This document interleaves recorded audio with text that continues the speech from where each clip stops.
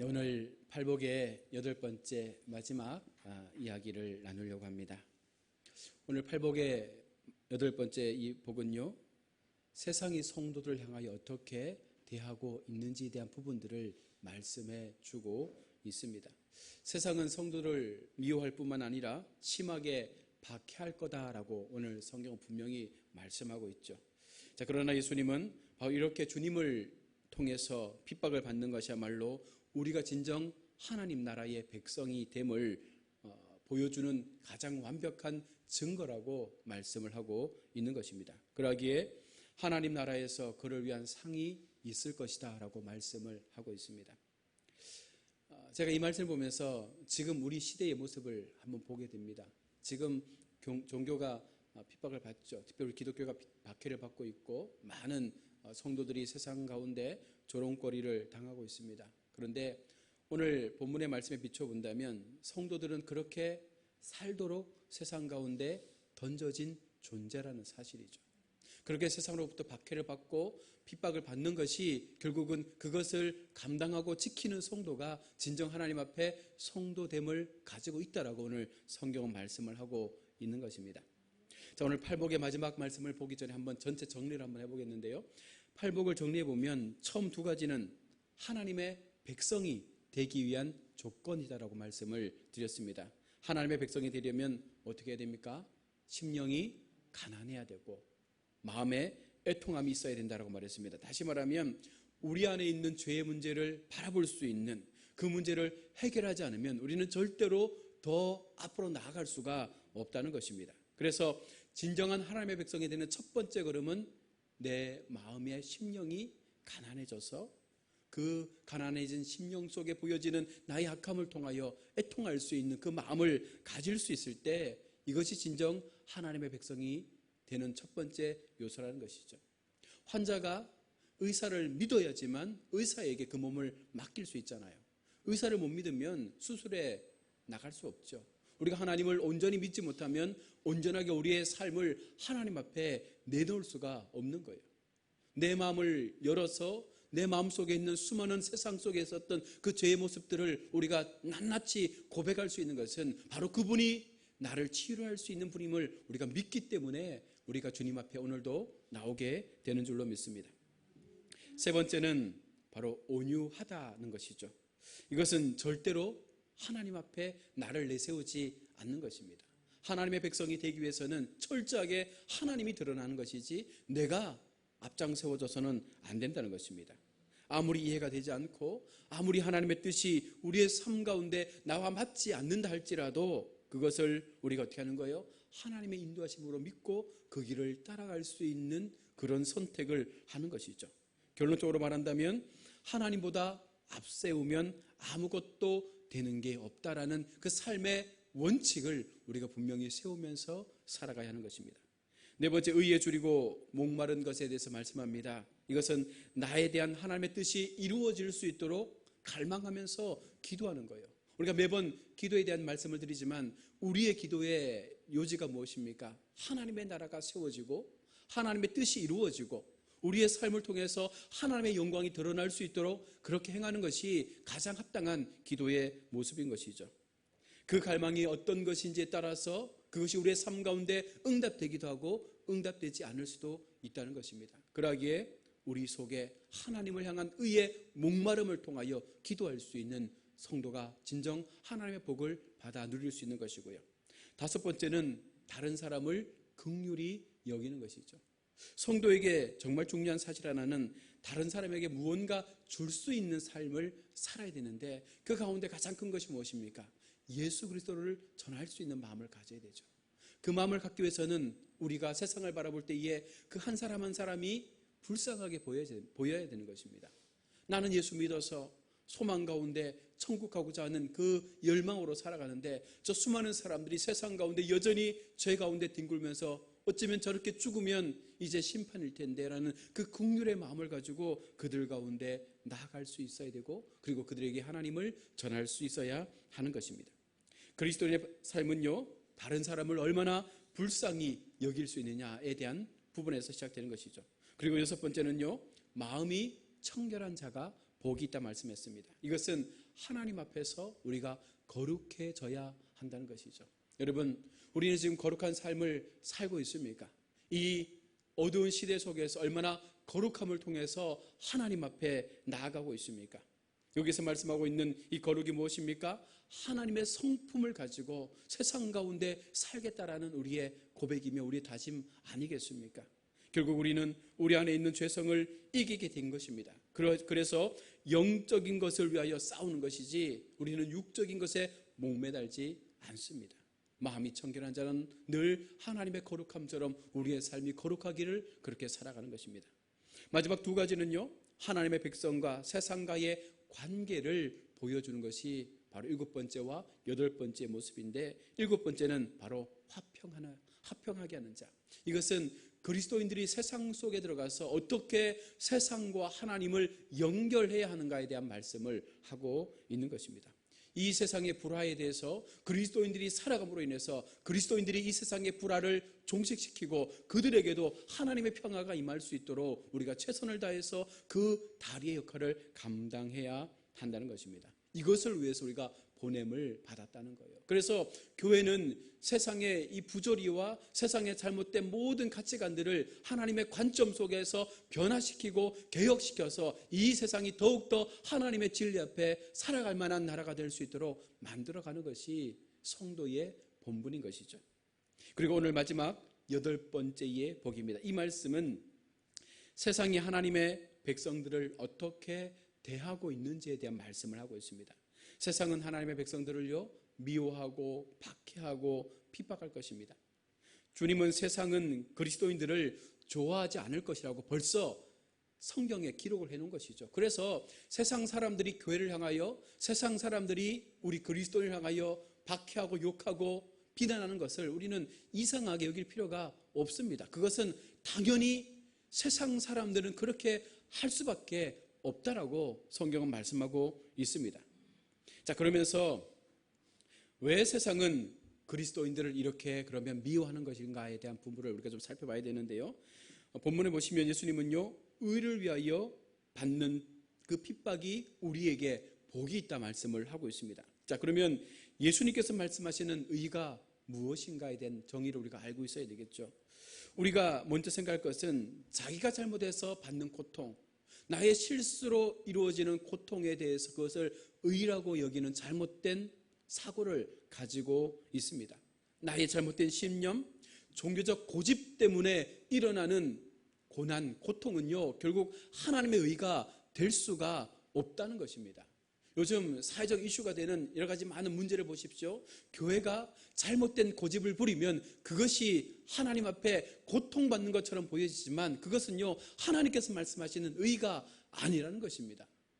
우리가 하나님의 의를 잘못 해석하다 보니까 어쨌든 하나님의 이름을 걸고 싸우는 모든 것을 하나님의 의라고 생각하는데 하나님은 그렇게 말씀하지 않는다는 것이죠. 어떤 사람이 예수를 믿으면서도 사기를 쳐서 감옥에 가서 심한 감옥 생활을 하는 거예요. 고통 속에서. 그러면서 그 사람이 나는 하나님을 믿는데 이렇게 감옥에서 힘든 시간을 보내고 있으니까 내가 하나님의 의를 위해서 고통받는 거야라고 한다면 이것은 하나님의 의가 될 수가 없는 것 아닙니까? 나의 실수로, 나의 잘못으로 당하는 고난은요, 의가 될 수가 없는 것이죠. 사람 안에는요, 고도의 욕구라는 것이 있습니다. 단순한 생리적인 욕구만이 아니라 자신의 어떤 그 이념이라든지 혹은 종교적 열정 때문에 일부러 고생을 사사는 그런 사람들도 있는 것이죠. 때로는 평안한 삶을 버리고 산에 올라가서 중이 되기도 하고 때로는 선교사가 되어져서 정말 낙도 오지에 가서 고통스럽게 그들의 삶을 사는 많은 사람들을 보게 됩니다. 도저히 평범한 삶으로는 만족하지 못하기 때문에 모든 것을 포기하고 자기의 이념을 가지고 그렇게 살아가는 사람들이 있다는 거예요. 이념과 하나님을 향한 신앙심은요, 전혀 별개의 것입니다. 바로 이 이념이라는 것은 내가 추구하는 나의 가치인 것입니다. 이것이 옳다라고 믿는 나의 신념인 거예요. 그러면서 그 속에다가 하나님을 덧입혀서 하나님을 포장 씌워서 그렇게 내 의를 추구하는 사람들이 세상 가운데 있다는 것이죠. 이것은 의를 위하여 받는 박해가 될 수 없는 것입니다. 자, 그러면 주님이 말씀하시는 의가 무엇입니까? 그것은요, 하나님과의 바른 관계 속에서 일어나는 의인 것이죠. 이것은 법적인 것이며 오직 예수 그리스도의 십자가를 통해서만이 우리 가운데 가능하다라는 것을 말씀해 주고 있습니다. 여기에는 일체의 다른 어떤 것들도 개입되어서는 안 된다는 것입니다. 그런데 너무나도 많은 사람들이 여기에 자기의 공로를 조금이라도 포함시키고 싶어 하는 것이죠. 다시 말해 구원이라고 하면 예수님의 그 십자가 플러스 인간의 공로가 함께 되어졌을 때 온전한 구원이 이루어진다고 믿으면서 그 자신의 공로를 어떻게든 세상 가운데 보여주려고 애를 쓰고 있는 것입니다. 그래서 사람들은요, 자기의 의가 하나님 앞에 인정되기를 바라지 않습니까? 지난 시간 말씀했던 것처럼 내가 하나님 앞에 이렇게 살지 않았습니까? 내가 하나님 앞에 이렇게 행하지 않았습니까? 내가 교회 앞에 이렇게 헌신하지 않았습니까? 이렇게 요구하는 것들이 어쩌면 그것이 우리에게 부여되어진 잘못된 공로 사상이라는 것이죠. 사탄은 이것을 노리고 있습니다. 아무 것이나 마구 공격하는 것이 아니라 가장 중요한 것을 중심적으로 공격하죠. 이 세상에서 마귀의 가장 큰 목표가 무엇이겠습니까? 바로 예수 그리스도의 복음이 무너지는 것 아니겠어요? 우리가 그 복음을 가지고 살아가는데 그 복음을 왜곡시켜서 우리의 마음속에 잘못된 복음이 심어지면 교회는 무너질 수밖에 없는 것이거든요. 그래서 사단은 지금도 그 예수님의 십자가를 무너뜨리기 위해서 우리의 마음에 심어주는 게 뭐예요? 공로사상이에요. 공로사상. 이 정도 했으면 너 인정받을 만해. 이 정도 교회에서 섬겼으면, 이 정도 직분이면 충분히 너 구원받을 자격이 있어 라는 그런 자기 스스로의 어떤 그런 공로에 빠질 수 있도록 마귀는 우리의 마음을 흔들어 놓고 있는 것이죠. 실제로 같은 신앙 안에서 눈에 보이지 않는 무서운 전쟁들이 얼마나 많이 우리 속에 일어납니까? 그것은 우리 인간들의 공로를 좀 알아달라는 것입니다. 안 된다. 인간들은 오직 죄인일 뿐이다라는 그 입장과 아니다. 나도 이렇게 살았으니까 이 정도면 괜찮다라는 이 두 가지의 양심이 싸우고 있는데요. 우리는 철저하게 하나님 앞에 죄인임을 인정하면서 살아갈 수 있는 마음을 가져야 되는 것이죠. 많은 교회단들이 이제는 하나님 앞에 구원을 이야기하면서 어떻게 해야 합니까? 도로 가든 뭐로 가든 서울만 가면 된다라는 그런 형태로 어쨌든 구원만 받으면 되지 않느냐, 어쨌든 천국만 가면 되지 않느냐라는 그런 사상들이 일어나지 않습니까? 그 대표적인 예가 뭐예요? WCC 아닙니까? 종교를 대통합해서 어쨌든 동일한 하나님 믿으니까 방법이 어찌됐든 결국은 결과가 맞으면 되지 않느냐라는 그런 사고를 가지고 사는 것이죠. 이것이 바로 하나님 앞에 공로주의가 되는 것입니다. 신앙을 가졌다는 이유만으로 세상에서 따돌림 당하고 때로는 육체적인 고통까지 받게 되는 것이 진짜 성도의 모습이죠. 예를 들어서 가족들이 다 모여서 제사를 드리는데 나는 예수님을 믿기 때문에 그 신앙적 양심 때문에 그 앞에 절할 수 없는 거죠. 그러면 어떻게 되는 거예요? 수많은 가족들로부터 핍박받는 거죠. 그 한 번 절한다고 믿었던 예수가 뭐 사라지냐? 얼마나 많은 조롱이 있습니까? 한 번 절하면 가족 전체가 합평할 수 있는데 예수 믿는 사람이 저렇게 고집이 세가지고 저게 무슨 예수 믿는 사람이야 라고 말하면서 우리를 막 회유하기도 하고 핍박하기도 하죠. 그러나 여러분, 성도에게는요 신앙을 향한 올바른 고집도 있어야 되는 거예요. 그래서 그 고집을 통해서 이 신앙의 고비를 견뎌야지만 진정한 하나님의 백성이 되어지는 것이죠. 사실 신앙을 가지지 않는 사람들은요 그리스도인들의 이런 부분에 질린다라고 말을 하지 않습니까? 너무 고집 세다고, 그리스도인은 말이 통하지 않는다고, 조금만 양보하면 되는데, 조금만 타협하면 되는데 왜 저렇게 고집을 부려가지고 이 제사 분위기를 망쳐버리냐고 말합니다. 그러나 여러분, 술 한 잔이 두 잔이 되는 거예요. 한 번 절하게 되면 두 번 우상 앞에 절하는 것은요 너무나 쉬워지는 것입니다. 그래서 우리는 철저하게 예수님을 믿기로 작정한 그 순간부터 우리 마음속에 어떤 마음을 가져야 되는 거예요? 하나님을 위하여 이 의의 박해를 받아야겠다라는 그 마음을 가지고 신앙생활을 해야지, 그저 그냥 축복의 삶을 위해서 내가 신앙생활을 하겠다는 그 마음을 가지고 살면요 우리는 순간순간 마귀의 유혹 앞에 타협할 수밖에 없는 존재가 되어지는 것입니다. 그리스도인들은 사소한 것처럼 보이는 것에 목숨을 걸 수 있어야 되는 거예요. 계모임 가서 술을 권할 때 피할 수 있어야 되고, 다른 사람들이 행하는 그 악의 자리에 나는 들어가지 않으려고 몸부림칠 수 있는 그런 모습들이 우리의 삶 가운데 있어야 한다는 것입니다. 이처럼 신앙을 위하여 박해받는 그리스도인들은요, 이 세상에서 다른 사람들에게 박해를 받으면 단순히 참고 인내하는 정도가 아니라 성경에서 뭐라고 말합니까? 그런 박해가 임할 때마다 말하는 게 뭐예요? 기뻐하고 즐거워하라라고 말합니다. 오늘 11절과 12절 말씀 보십시오. 나로 말미암아 너희를 욕하고 박해하고 거짓으로 너희를 거슬러 모든 악한 말을 할 때에는 너희에게 복이 있나니 기뻐하고 즐거워하라. 정말 아이러니하죠. 예수를 믿는다는 것이 참으로 오묘합니다. 하나님을 믿는 것 때문에 박해를 받고 사람들로부터 버려짐 받게 되고 사람들에게 수많은 조롱과 핍박을 받게 되는데, 오히려 그것 때문에 뭐 하라고요? 기뻐하고 즐거워하라 말씀합니다. 다른 사람이 나를 미워하고 나에게 정신적으로 육체적으로 고통을 가는데 어떻게 우리가 기뻐하고 즐거워할 수 있겠습니까? 그런데 오늘 본문에서 말씀하는 것이 무엇입니까? 무조건 참고 견디는 것이 아니라 그 가운데 기뻐하고 즐거워할 수 있는 우리의 마음을 가져야 되는데, 그 마음을 예수님께서 주신다는 것이죠. 이것은 이런 핍박이나 환난이 오자마자 마치 기다렸다는 듯이 와 즐겁다 기뻐한다라는 그런 개념이 아닙니다. 신앙 때문에 이런 고통이나 핍박이 오는 것을 이상하게 여기지 말라는 거예요. 이 마지막 시대 속에 임하는 이런 종교적 핍박과 성도에 대한 이런 핍박에 대해서 이상한 것으로 여기지 말라. 오히려 이것이 내가 더 성도됨을 세상 가운데 보여줄 수 있는 하나의 증거가 될 수 있음을 말씀하고 있는 것입니다. 왜냐하면 우리의 신분이나 처지를 생각하면 핍박이 오지 않을 수 없는 것이죠. 이 세상은 마귀의 지배 아래 현재는 놓여 있습니다. 그런데 나는 하나님의 백성이니까 바로 세상 사람들이 미워하지 않으면 오히려 이상한 거예요. 우리는 세상과 전혀 다른 세계의 삶을 살고 있지 않습니까?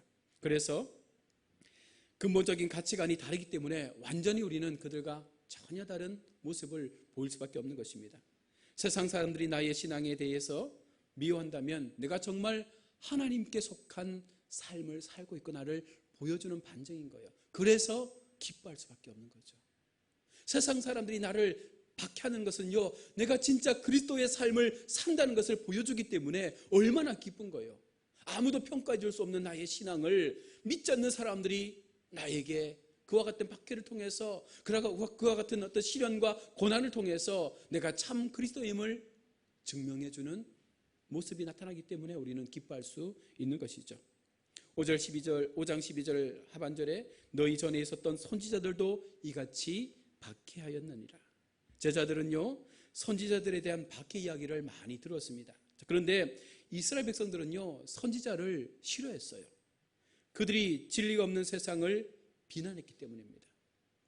초대교회 그리스도인들은요, 주님의 그 삶이 고난의 연속이었음을 보았습니다. 그래서 핍박받을 때 바로 주님의 남은 고난을 자기 몸에 채운다라는 그 생각 때문에 기뻐했던 것이 바로 초대교회 성도의 모습인 것입니다. 이 고난에 대해서 거부하지 않습니다. 감당해야 된다고 믿는 거예요. 어쩌면 내가 감당해야 될 이 고난, 내가 이왕이면 하나님 앞에 믿음으로 기쁨으로 감당하겠다라는 그 마음을 가지고 살았던 그 초대교회의 성도들처럼 오늘 우리가 이런 마음을 가지고 하나님 앞에 우리의 믿음을 지켜야 되지 않겠습니까? 주님은 제자보다 선생이 나을 수 없다라고 말씀합니다. 다시 말해서 선생인 예수님께서 고난을 받았고 대접받을 생각을 하지 않았기 때문에 너희들도 그런 마음을 가지고 신앙생활을 할 것을 말씀하고 있는 거예요. 신앙생활은요, 대접받는 것 아닙니다. 오히려 더 극심한 고난 속에 들어가는 것이고 더 세상 속에 들어가서 수많은 사람들의 그 눈초리를 받으며 살아야 하는 것입니다. 가장 미치게 만드는 게 뭐예요? 없던 일을 있는 것처럼 꾸며서 이야기하는 것 아닙니까? 요즘 세상 속에 얼마나 많은 가짜 뉴스가 우리를 혼돈하게 만드는지 몰라요. 그렇죠? 그러나 중요한 것은 우리가 신앙에 바로 서 있고 말씀에 바로 서 있어서 하나님의 그 성령 속에서 우리가 세상을 바라볼 수 있는 눈을 가진다면 옳고 그름을 판단할 수 있는 그 눈을 뜨게 되는 줄로 믿습니다. 5장 11절에 거짓으로 너희를 거스려 모든 악한 말을 할 때에 라고 말합니다. 마귀가 항상 쓰는 수단이 뭐예요? 거짓말입니다. 비슷한 것 같은데 실제로는 그 안에 엄청난 과장과 거짓이 있는 것이죠. 창세기의 말씀 보십시오. 아담과 하와를 유혹할 때에 마귀는요 거짓말을 했습니다. 그런데 그 거짓말의 일부는 참이었습니다. 그 참 속에 사람이 빠져드는 거예요. 그리고 그것을 수용하면서 나머지 모든 거짓을 내 것으로 만드는 시행착오를 겪게 되는 것이죠. 사랑하는 우리 성도 여러분, 가장 중요한 것은 이 세상이 모든 것의 끝이 아니다라는 사실입니다. 그 사실을 통해서 지금 들려나오는 수많은 메시지 속에 정말 내가 하나님 앞에 어떤 기준을 통해서 이 모든 그 이야기들을 정죄하고 이것을 순화시켜서 내 삶 속에 정말 주님의 말씀으로만 들을 수 있는 그 기준을 세울 수 있느냐, 이것이 참 중요한 것이죠. 마귀의 유혹 앞에 마귀가 틈을 주는 그 틈 사이에 내가 어떻게 그 틈을 메워서 정말 하나님 앞에 진리로 서갈 것인가에 대한 무던한 믿음의 훈련을 감당해야 한다는 것입니다. 주님은 이 세상에서 핍박을 받는 것과 천국에서 상급이 임하는 것을 같은 맥락 속에서 관계 있음을 우리 가운데 말씀해 주고 있습니다. 기뻐하고 즐거워하라, 하늘에서 너희의 상이 큼이라. 우리가 고난을 통해서 우리의 삶 속에 임하는 수많은 세상의 염려 속에서 우리가 오히려 기뻐하고 즐거워할 때에 하나님이 우리가 참된 그리스도의 삶을 살고 있는 것을 인정하게 되는 거잖아요. 그럴 때에 너희의 삶 상이 하늘에서 크다라고 결론을 내어주고 있는 것입니다. 주님은 우리가 보는 이 세상의 모든 칭찬과 상급은 영구한 것이 아니다라고 말씀하는 거예요. 그래서 세상에서 상급 다 받으면 하늘나라에서는 받을 것이 없다라고 말씀하는 이유가 바로 여기에 있는 것이죠. 우리는 지금 고난받는 것에 익숙해져야 되는 거예요. 우리는 세상 속에서 조롱받고 손가락질 당하는 것에 더 익숙해져야지만 하늘의 상급이 더 많아짐을 우리는 믿게 되는 것입니다. 우리는 어떤 사람의 능력이나 은사가 곧 그의 믿음일 거다라고 생각합니다. 그러나 그것은 하나님의 온전한 선물을 우리가 받았기에 가능한 거예요. 하나님의 그 십자가의 은혜가 우리 가운데 임했기 때문에 우리는 이와 같은 믿음의 견고한 삶을 더 힘있게 살아갈 수 있는 것입니다. 그의 믿음은 바로 그의 경건한 삶을 통해서 이루어지게 되는 것입니다. 바로 순종의 삶을 통해서, 말씀 앞에 엎드리는 그 순종의 삶을 통해서 우리의 믿음은 더 견고하게 세워지게 되는 줄로 믿습니다. 하나님 앞에서 큰 자는요, 말씀대로 살기 위해서 고통을 감당하는 사람, 말씀대로 살기 위하여 고통을 기쁨으로 참아온 사람들이 진정으로 하나님 앞에 큰 자가 되는 줄로 믿습니다. 주님과 같아지기 위하여 스스로 어려움을 많이 겪는 사람이 바로 큰 자가 되는 것이죠. 우리는 고통받지 않으면 우리 안에 있는 죄성과 교만이 잘 빠져나가지 않습니다. 그 고통을 통해서 우리 내면에 있는 죄를 보게 되는 것이죠. 하나님은 이 세상을 우리의 연극 무대로 봅니다. 연극이 진행되어지는 그 중간에 연극 배우에게 상을 주지 않습니다. 연극이 끝나야지만 그 배우에게 상을 주는 것처럼 지금 우리는요, 그 연극하는 과정 속에 있는 거예요.